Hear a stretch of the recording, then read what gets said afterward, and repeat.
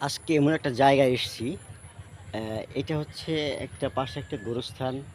এইটা একটা জায়গা। আর এখানে একটা মসজিদ আছে। তো এই একটা খাল আরকি।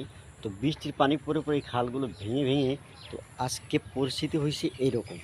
যে জায়গা সমান ছিল, তো ভেঙে এই পরিবেশ সৃষ্টি হয়ে গেছে। শুধু বৃষ্টির জলে এর কারণে।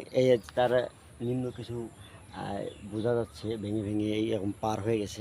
এই জায়গাটা কিন্তু অতটা উঁচু ছিল। ঠিক আছে? এটা ওই বিল্ডিংটা দেখা যাচ্ছে অনেকটা দূরে। তো বিল্ডিংটা ফাঁকা থেকে আমরা ঘুরতে আসছি। তো অনেক দারুণ জায়গা, ঘুরতেছি, ভালো লাগে অনেক। আশেপাশেও দেখা যাচ্ছে অনেক তাল গাছ। এগুলো কিন্তু অনেক আগের, প্রায় ৩০-৪০ বছর আগেকার তাল গাছ এগুলা। অনেক ভালো। হ্যাঁ? তো এই মসজিদটা কে অনেক ভালো মসজিদ। তো আমরা ঘুরতে আসছি এদিকে, একটু ঘুরে গেলাম। ভালোই লাগে। হ্যাঁ? এখানে একটা কোনো একটা বিল্ডিং হবে হয়তোবা, এজন্য অনেক বালি-টালি ফেলা হয়েছে। তা আসছি একটু ঘুরতে। তো অনেক ভালোই লাগতেছে। ঠিক আছে?